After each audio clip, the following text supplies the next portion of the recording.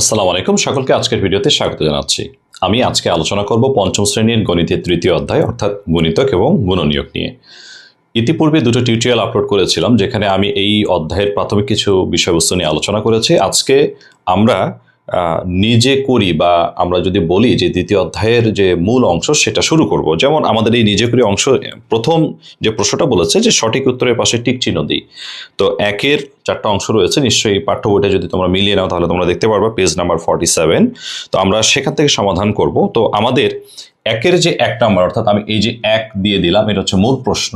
সেটার যে এক নাম্বার রয়েছে সেটা বলছে যে নিম্নের কোন দুইটি সংখ্যার ন্যূনতম সাধারণ গুণিতক 30। আমি গুরুত্বের সাথে বলছি এই এক নম্বর প্রশ্নটা কিন্তু অনেক শিক্ষার্থী সহজে বুঝতে পারবে না। আমি একদম গ্যারান্টির সাথে বলছি, একটু বোঝা একটু ডিফিকাল্ট। আমি একটু ভেঙে বলি। এখানে আমাদের বেশ কিছু সংখ্যা দেয়া আছে, যেমন এখানে দেয়া আছে 3। আমি একটু সংখ্যাগুলোকে লিখছি। এখানে তারপরে দেয়া আছে 5, এরপরে দেয়া আছে 6 এবং এখানে দেয়া আছে 10। এখানে 4টা সংখ্যা দেয়া আছে ক খ গ ঘ করে। কতে বলা আছে 3 ও 5, খতে 3 6, গয়ে 5 6, ঘয়ে 5 10। এই যে বলেছে যে দুটি সংখ্যার ন্যূনতম সাধারণ গুণিতক, ন্যূনতম মানে হচ্ছে সবচেয়ে ছোট, ঠিক আছে? তো এটা বুঝতে হবে যে ন্যূনতম শব্দটাই কিন্তু এটা মিনিংটাকে চেঞ্জ করে দিচ্ছে, অঙ্কটাকে চেঞ্জ করে দিচ্ছে। সাধারণ মানে হচ্ছে সবটার মধ্যে থাকে যেটা। গুণিতক তো আমরা জানি, গুণিতক মানে হচ্ছে এই 3 দিয়ে যাদেরকে ভাগ করা যাবে। 3 দিয়ে কাদেরকে ভাগ করা যায়? 3 দিয়ে 3কে ভাগ করা যায় 6। 3-এর নামতা পড়লে যা যা পাবো আমরা 9। আমি আবারও বলছি, গুরুত্বের সাথে প্রশ্নটাকে তোমরা একটু বুঝে নাও।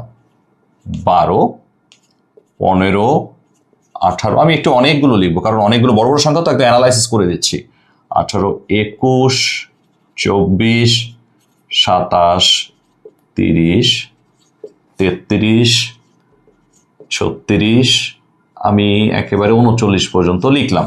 প্রত্যেকটা সংখ্যাকে কিন্তু 3 দ্বারা ভাগ করা যায়, যার কারণে এগুলো সবগুলো হচ্ছে 3-এর গুণিতক। একটা আলোচনায় আমি গ্যারান্টির সাথে বলছি, তোমরা যদি আমার নিয়মিত ক্লাস করো, একটি আলোচনা থেকে তোমরা অনেকগুলো বিষয় সম্পর্কে ধারণা পাবা। সবগুলো 3-এর গুণিতক।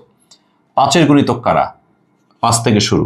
5 দিয়ে যাদেরকে ভাগ করা যায় 10, 15। যদি আমাদের বইয়ের মধ্যে কি বলা আছে যে পূর্ণ সংখ্যা দিয়ে একটি সংখ্যাকে গুণ করলে যে সকল স্বাভাবিক সংখ্যা পাওয়া যায় সেগুলো হচ্ছে ওই সংখ্যার গুণিতক। যেমন 5-এর সাথে 1 গুণ করেছি, 1 হচ্ছে পূর্ণ সংখ্যা। 5-এর সাথে 2 গুণ করেছি 10, 5-এর সাথে 3 গুণ করেছি 15, 4 গুণ করেছি 20। ওই যে 1 2 3 4 এগুলো হচ্ছে আমার পূর্ণ সংখ্যা।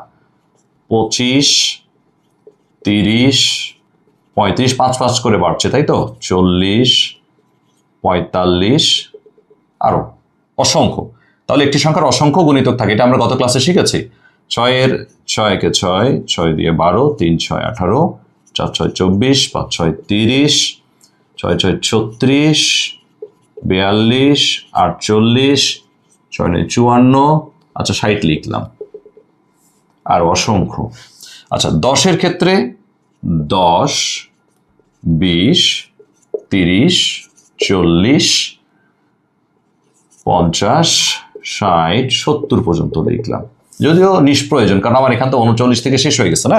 এখন একটু অ্যানালাইসিসে আসো। বলছে প্রথমে ক নম্বরে বলছে আমার, কতে বলছে 3 ও 5। আচ্ছা 3 ও 5, এই যে 3 ও 5 এই দুটো সংখ্যাকে নিয়ে অ্যানালাইসিস করো। ন্যূনতম সাধারণ গুণিতক 30 কোন দুটো সংখ্যার মধ্যে? এদের কি ন্যূনতম সাধারণ গুণিতক 30? ন্যূনতম মানে হচ্ছে সবচেয়ে ছোট। আমরা একটু দেখি 3 এবং 5-এর মধ্যে আমরা কমন কি কি পাচ্ছি। যেমন 15 পাচ্ছি, এই যে 15। আমি একটু ডিফারেন্ট কালি ইউজ করি তাহলে বুঝতে পারবা। 3 এবং 5-এর ক্ষেত্রে আমরা এখানে 15 পেয়েছি, এখানেও 15 আছে, এখানে 30 আছে, এখানেও 30 আছে। দ্যাট মিনস ন্যূনতমটা এখানে কিন্তু 15, ন্যূনতম কি এখানে 30? ন্যূনতম 30 না। দ্যাট মিনস 3 ও 5 হবে না, ক নম্বরটা আমার হচ্ছে না। আচ্ছা এরপর খ নম্বরটা নিয়ে যদি আমি এটা অ্যানালাইসিস করি, খ নম্বর কি বলেছে? খ নম্বর বলেছে 3 ও 6, 3 ও 6। আচ্ছা 3 ও 6 হওয়ার সম্ভাবনা কতটুকু একটু দেখি। 3 এবং 6 এই দুটো সংখ্যাকে এখন অ্যানালাইসিস করব। 3 এবং 6-এর ভিতরে আমরা 6 থেকে পাচ্ছি, এই যে 6 থেকে শুরু। এরপরে আছে 12, এরপরে আছে 18, এরপরে আছে 24, এরপরে আছে 30। দ্যাট মিনস 30 এখানে ন্যূনতম সাধারণ গুণিতক নয়। ঠিক আছে, ন্যূনতম সাধারণ গুণিতক এখানে কোনটা আমার? 6। 3 এবং 5-এর ক্ষেত্রে কত? 15। আচ্ছা, এরপর আসি গ নম্বরে। গ নম্বর বলতেছে 5 ও 6। গ নম্বর বলতেছে 5 ও 6। ওকে, 5 ও 6 কে এবারে অ্যানালাইসিস করব। দেখো, 5 এবং 6-এর মধ্যে সাধারণ আছে, অর্থাৎ মানে কোন সংখ্যাটা দুই জায়গায় আছে? আমরা যদি লক্ষ্য করে দেখি 30 থেকে শুরু, খেয়াল করে দেখো 30-এর আগে এমন কোন সংখ্যা আছে যেটা দুই জায়গায় আছে? নাই। এখানে 5 আছে, এখানে নাই। এখানে 10 আছে, এখানে নাই। 12 আছে, এখানে আবার নাই। এখানে 15 আছে, এখানে 15, 20 আছে, নাই। অর্থাৎ 30 থেকে শুরু। এরপরের সংখ্যাটা কিন্তু হবে 60। তুমি যদি হিসেব করে দেখো, যেমন 45, 45-এর পরে এখানে আসবে আমার 50, 55, তারপরে আসবে 60। দ্যাট মিনস আমি 60ও কিন্তু পাইতাম। 30, 60 এর পরেরটা আসতো 90। এটা ট্রিক্স। নিয়মিত ক্লাস করো, এই ট্রিক্সগুলো তোমাদের শেখাবো আমি। দ্যাট মিনস আমরা কিন্তু মোটামুটি অ্যান্সার গতেই আমরা পেয়ে গেছি যে 5 এবং 6 হচ্ছে সেই দুটি সংখ্যা যাদের ন্যূনতম সাধারণ গুণিতক হচ্ছে আমাদের 30। 30 থেকেই শুরু হয়েছে সাধারণ গুণিতকটা। এখন এরপরে যেহেতু 10 আছে, 5 ও 10 আছে, তো এই দুটোর মধ্যে যদি আমি অ্যানালাইসিস করে দেখি যে কোথা থেকে শুরু, এটা 10 থেকে শুরু। এই যে এখানে 10 আছে, এখানেও 10 আছে, তাই না? আবার এখানে 20 আছে, এখানে 20 আছে, তারপরে গিয়া এখানে 30 আছে, এখানে 30 আছে। দ্যাট মিনস এখানে ন্যূনতম গুণিতকটা 30 না, ন্যূনতম গুণিতকটা হচ্ছে 5 এবং 10-এর ভিতরে 10। আশা করছি তোমরা ব্যাপারটা বুঝতে পারছো। আমি আরো একবার ক্লিয়ার করি, অন্য প্রশ্ন না হয় সময় কম দিব। নিম্নের কোন দুটি সংখ্যার ন্যূনতম সাধারণ গুণিতক 30? মানে এখানে যে সংখ্যাগুলো আমাদের দিয়েছিল, কোন দুটো সংখ্যার ন্যূনতম মানে কমপক্ষে কোথা থেকে শুরু হয়েছে সাধারণ গুণিতকটা? আমরা 5 এবং 6টাই পেয়েছি যে 30 থেকে শুরু হয়েছে। আশা করি তোমরা ব্যাপারটা বুঝতে পেরেছ। এরপর আমরা 1-এর 2 নম্বর প্রশ্নটা নিয়ে আলোচনা করব। বলেছে 3টি বাস যথাক্রমে 3, 4 ও 5 মিনিট পর পর থামে, ন্যূনতম কতক্ষণ পর বাস 3টি একত্রে থামবে? এ ধরনের প্রশ্নগুলোর ক্ষেত্রে আমরা, যদি তোমরা জেনে থাকো ভালো, যে 3টা বাস 3 রকম সময় থামছে, একত্রে যখন তারা থামবে, এরকম প্রশ্নগুলোর ক্ষেত্রে সবসময় যেন আমাদেরকে লসাগু নির্ণয় করতে হয়। এবং লসাগুর অর্থ নিশ্চয়ই তোমরা জানো, লঘিষ্ঠ সাধারণ কি গুণিতক। You are right. তো এখন আমরা এখানে যদি 3, 4 এবং 5-এর লসাগু নির্ণয় করে ফেলি, তাহলে কিন্তু অ্যান্সারটা আমাদের বের হয়ে যাবে। তো 3, 4 এবং 5-এর লসাগু যত দ্রুত করা সম্ভব তত দ্রুত তোমরা করে ফেলতে পারো। তো এখানে আমি একটু লিখতেছি 3, 4 এবং 5। আমি শর্টকাটে যেটা করা যায় সেটা শিখে দিচ্ছি, যে এই সংখ্যা 3টিকে ভাগ করা যায় এরকম কোনো কমন সংখ্যা আছে কিনা। এই 3টা সংখ্যাকে ভাগ করা যায় এমন কমন সংখ্যা আছে কিনা, অ্যাটলিস্ট দুটো সংখ্যাকে ভাগ করা যায়। তো আমরা যদি খেয়াল করে দেখি 3 এবং 5 হচ্ছে আমাদের কি সংখ্যা? মৌলিক সংখ্যা, যাদের দুটির বেশি কোনো গুণনীয়ক বা উৎপাদক নাই। 4 আমাদের 4-এর আছে, 4কে 1 দিয়ে যায়, 2 দিয়ে দেয়, 4 দিয়ে দেয়। বাট এই 3টি সংখ্যাকে 1 ছাড়া অন্য কোনো সংখ্যা দিয়ে ভাগ করা যায় না, যার কারণে এই 3টা সংখ্যার গুণফলটাই হচ্ছে লসাগু হবে। অর্থাৎ 3 গুণ 4 গুণ 5 যদি আমরা করি, 3 4 12, 5 12 60। অর্থাৎ 60 মিনিট পর তারা পুনরায় একসাথে একত্রে থামবে। এখন আমরা দেখি আমাদের ক, খ, গ, ঘ এর মধ্যে ঘ নম্বরে গিয়ে কিন্তু আছে যে 60 মিনিট।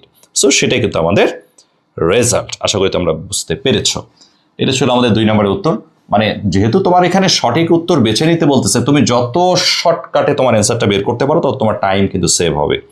3 নম্বর বলতেছে 5 ও 7-এর গসাগু কত? এই যে গসাগু নির্ণয়ের অংশ আমরা চলে এসেছি।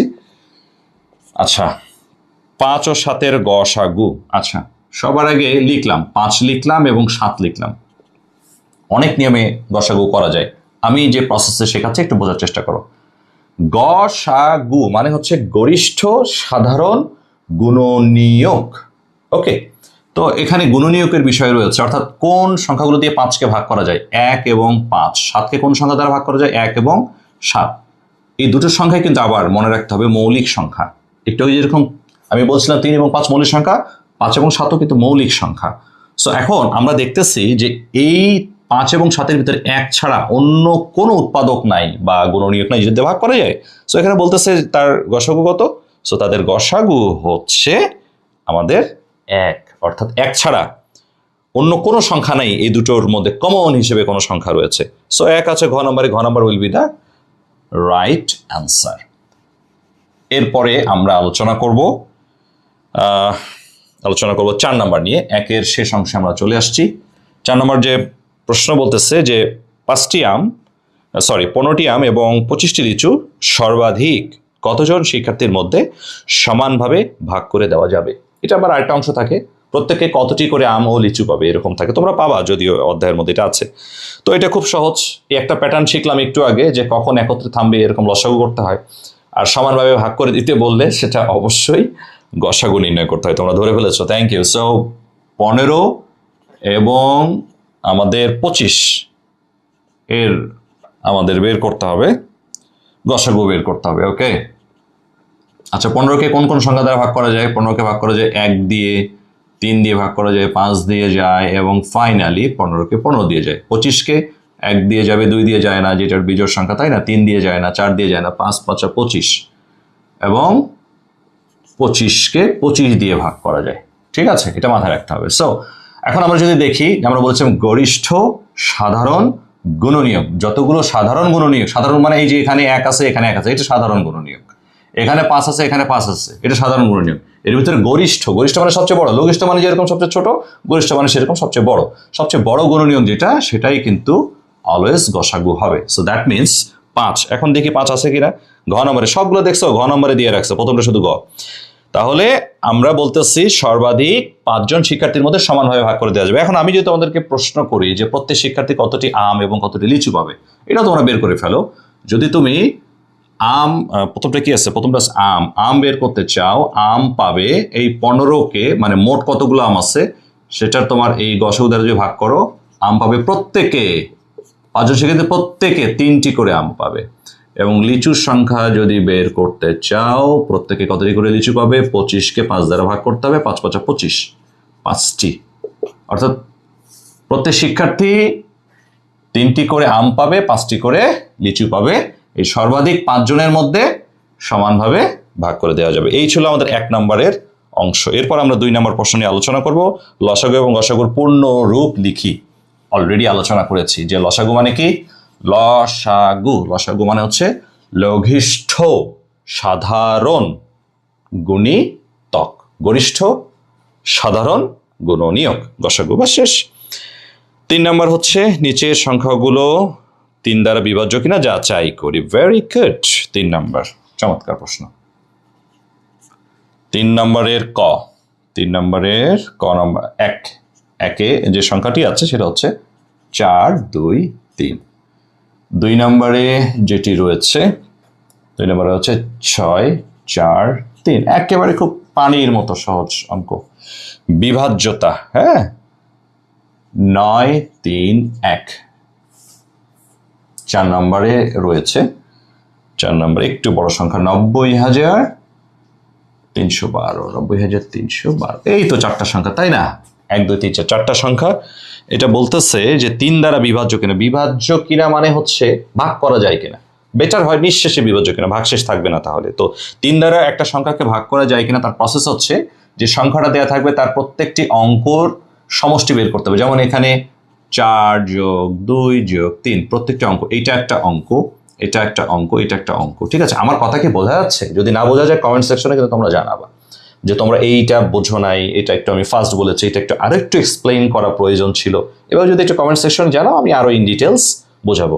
ভাই বোঝাইতে কোনো কার্পণ্য করবো না, এতটুকু বলতেছি, জাস্ট তোমাদের একটু রেসপন্সের প্রয়োজন আছে। ঠিক আছে, আর সবসময়ের জন্য আমার চ্যানেল টিউলিপ এডুকেশন ইউটিউবে গিয়ে সার্চ করবা, তোমরা আরো অনেক বেটার কন্টেন্ট পাবা সেখানে। ঠিক আছে, তাহলে আমরা যখন যোগ করে দেখি যে 4 যোগ 2 6 6 3 9, অঙ্কগুলোর সমষ্টি 9। 9কে যেহেতু আমরা 3 দ্বারা ভাগ করতে পারি, অর্থাৎ এই সংখ্যাটিও 3 দ্বারা বিভাজ্য হবে। That means 1 number is correct. আমাদের বলেছে নিচের সংখ্যাগুলোকে 3 দ্বারা বিভাজ্য কিনা যাচাই করি। সো 3 দ্বারা এটা বিভাজ্য। এরপর সেম প্রসেস তোমরা আমার সাথে করতে শুরু করো। হ্যাঁ, 6 যোগ 4 যোগ 3, 6 যোগ 4 যোগ 3, দ্যাট মিনস 6 4 10, 3 কত 13। 13কে 3 দ্বারা ভাগ করা যায় না, দ্যাট মিনস এটা হবে না। নিঃশেষে বিভাজ্য না, এটা বিভাজ্য না, ভাগশেষ থাকবে। ঠিক আছে, সো এটা হবে না, 2 নম্বর হবে না। 3 নম্বরে আসো, 9 যোগ 3 যোগ 1, 9 3 12, আর কে 13। সিমিলারলি এইটাও হবে না, 3 দ্বারা নিঃশেষে বিভাজ্য নয়, এটাও হবে না। সো 3 নম্বরটা হবে না। 4 নম্বরে আসো, 4 নম্বরে বলেছে 9 যোগ 0 যোগ 3 যোগ 1 যোগ 2, প্রত্যেকটা অঙ্ক যোগ করতে হবে, ঠিক আছে? ফট করে আবার 90 এর সাথে যোগ করলে হবে না।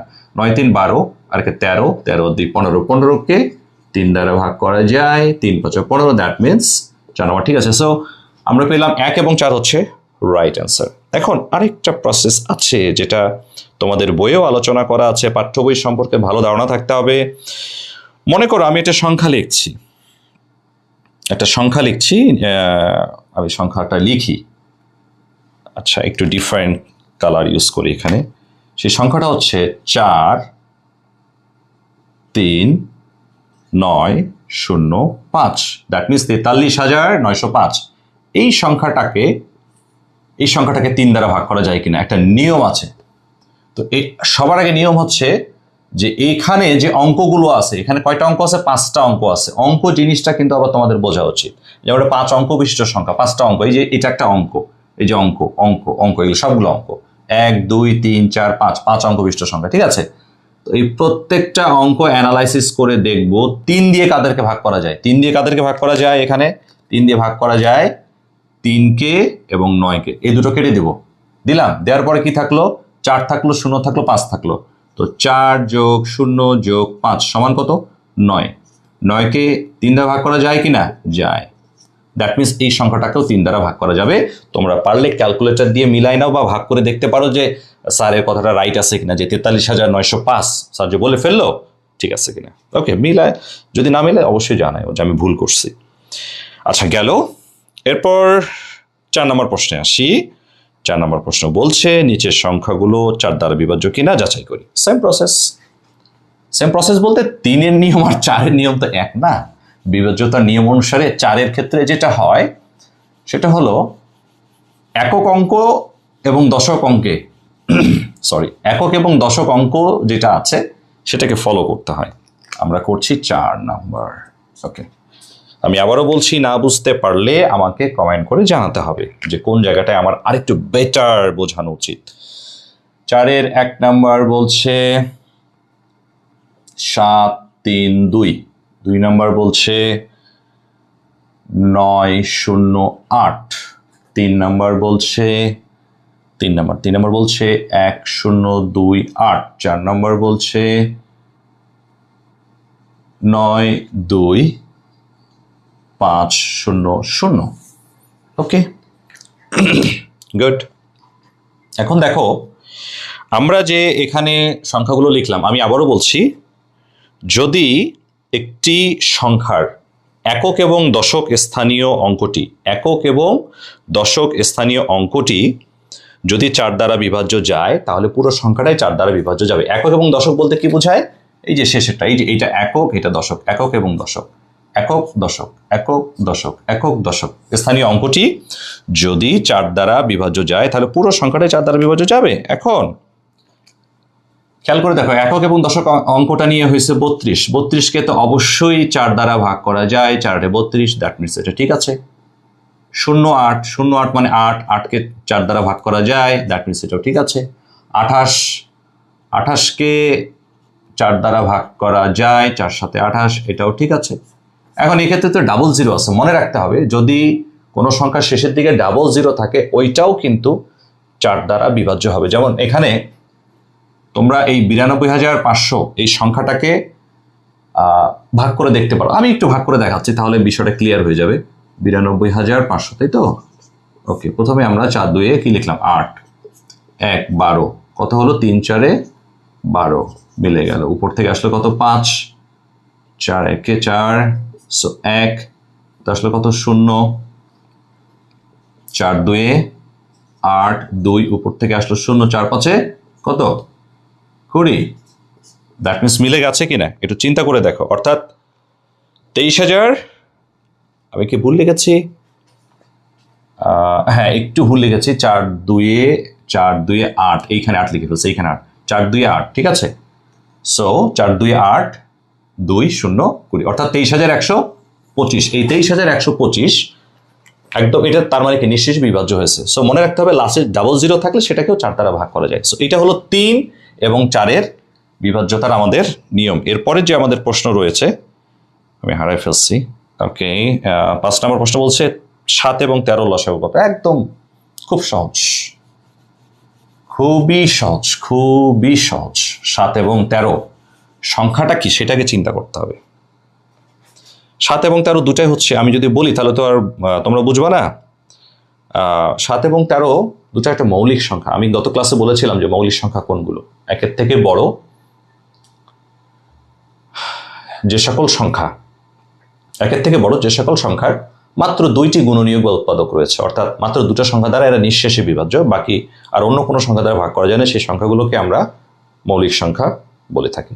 যেমন 2 একের থেকে বড়, 2 এর মাত্র 2টে উৎপাদক, অর্থাৎ 1 এবং 2, 3 এর 2টে উৎপাদক 1 এবং 3, 5 1 এবং 5, 7 1 এবং 7, এইরকমভাবে 11, 13, 17, 23 এদের প্রত্যেকেরই 2টির বেশি উৎপাদক বা গুণনীয়ক নাই। এগুলো প্রত্যেকেই হচ্ছে আমাদের কি মৌলিক সংখ্যা। ঠিক সিমিলারলি এখানে আমি যখন কিনা 5 নাম্বারটা শুরু করছি, 5 নাম্বার তোমরা যখন এগুলো মানে শিখতে শিখতে যখন বস লেভেলে চলে আসবে না, এগুলো একদম কোনো ব্যাপারই না। 7 এবং 13 তোমাকে বলছে লসাগু নির্ণয় করো, তুমি তো বুঝেই ফেলছো যে এরা দুটাই মৌলিক সংখ্যা। তখন হাউ টু ডিসাইড, দেখো তখন তুমি ডিসিশন নিবা দুটা মৌলিক সংখ্যার লসাগু হচ্ছে তাদের গুণফল।